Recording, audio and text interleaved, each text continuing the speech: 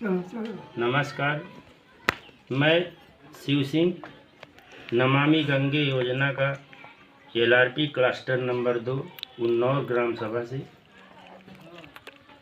राष्ट्रीय स्वच्छता गंगा अभियान अंतर्गत नमामि गंगे योजना, जिसके सर्विस प्रोवाइडर मनोरमा डबराल जल कल्याण समिति देहरादून और इसके सहयोगी कार्यकर्ता श्री आशीष कुमार के द्वारा जो हमें जानकारी दी गई है, उसके तहत हमने जीवामृत विगत वर्ष में बनाया और उसका उपयोग अपने कृषि में किया, जिसका बहुतायत लाभ हमें प्राप्त हुआ।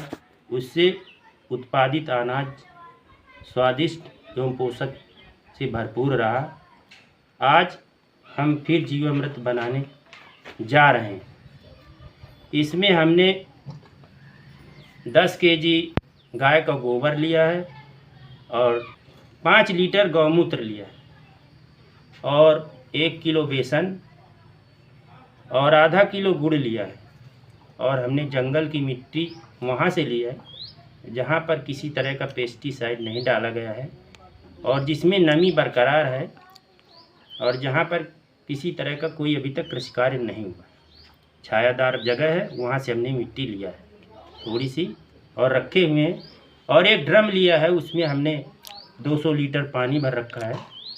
सर्वप्रथम हमने गोबर का घोल बना लिया उसमें डाल के, और इसके बाद फिर उसमें डाल दिया हमने गुड़ का घोल डाल दिया है।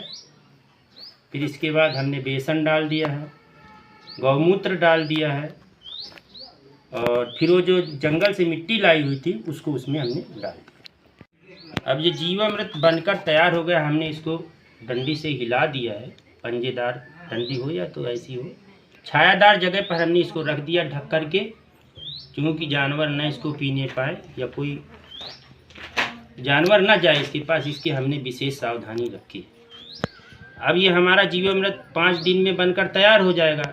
तो अपने खेत में हम इसको, जब पानी खेत में होगा या नमी होगी तो खेत के चारों तरफ यानी मेड़ के चारों तरफ हम इसका छिड़काव कर देंगे, या लगे हुए जहाँ खेत के लिए पानी जाता है नाली से, उसमें जो घावा बना होता है वहाँ पर हम इसको ड्रम में डाल करके और उसमें छेद कर पीपा के नीचे छेद कर देंगे। उसी से बूंद बूंद जाके पूरे खेत में ये बह जाएगा। जब ये खेत में जाएंगे तो इसमें जीवाणु जो होते हैं वो माइग्रेट करेंगे, अपनी संख्या बढ़ाएंगे, और जब संख्या बढ़ाएंगे तो उसमें बहुत संख्या की कॉलोनी बन जाएगी और इस तरह जो है जीवाणुओं की मृत्यु भी होगी। उसमें उसका जीवाश्म होगा।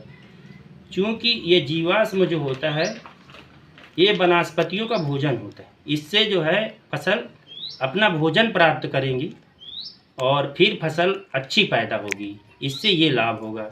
इसलिए हमने जीवामृत अपने कृषि में यानी अपने खेत में पिछले वर्ष भी डाला था और इस वर्ष भी डाल रहे हैं।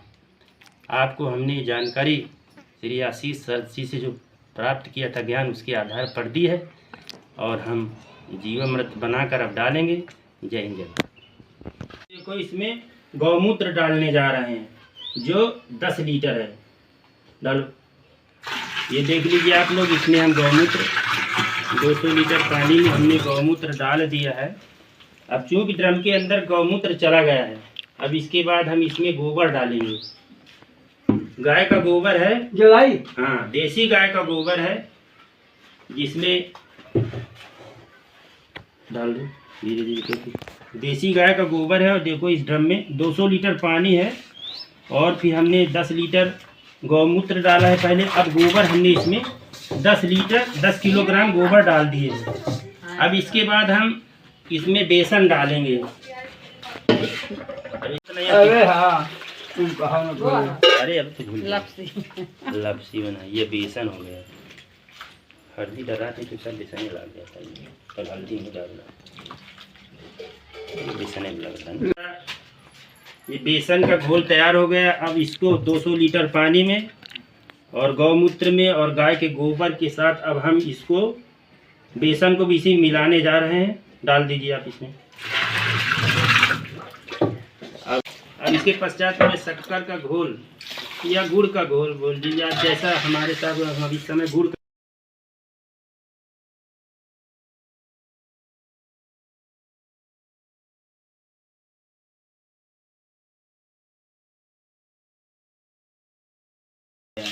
अब इसमें हम जंगल की मिट्टी,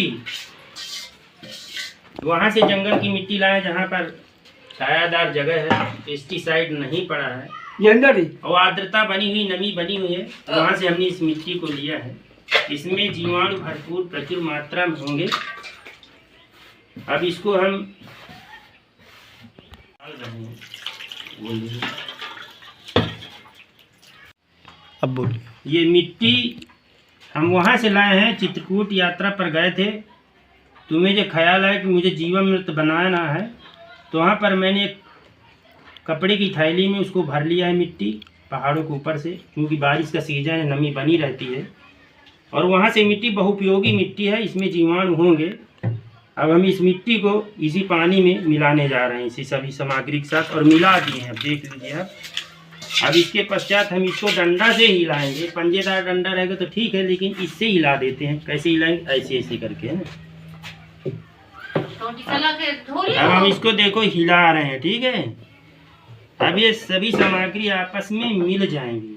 अभी चूंकि इसमें जीवाणु उतनी मात्रा में नहीं है, मिट्टी में उपस्थित जीवाणु है, अब इसमें ये जीवाणु आपस में माइग्रेट करेंगे, फिर इनकी संख्या बढ़ेगी, और ये संख्या करीब करीब 5 दिन में बहुत करोड़ों अरबों की संख्या में बढ़ जाएगी, जिसकी गिनती नहीं गिनी जाती। इस जीवामृत को हमेशा बोरे से ढककर रखना है, और इसे पानी छिड़कते रहना है बोरे में, ताकि नमी बनी रहे, और यानी प्रत्येक 12 घंटे के अंदर इस जीवामृत को हिलाते रहना। क्योंकि ऑक्सीजन इसमें कमी हो सकती है, तो इसको हिलाते रहना, तो इसमें ऑक्सीजन का लेवल बना रहेगा, और बोरे से ढका हुआ सुरक्षित रहेगा।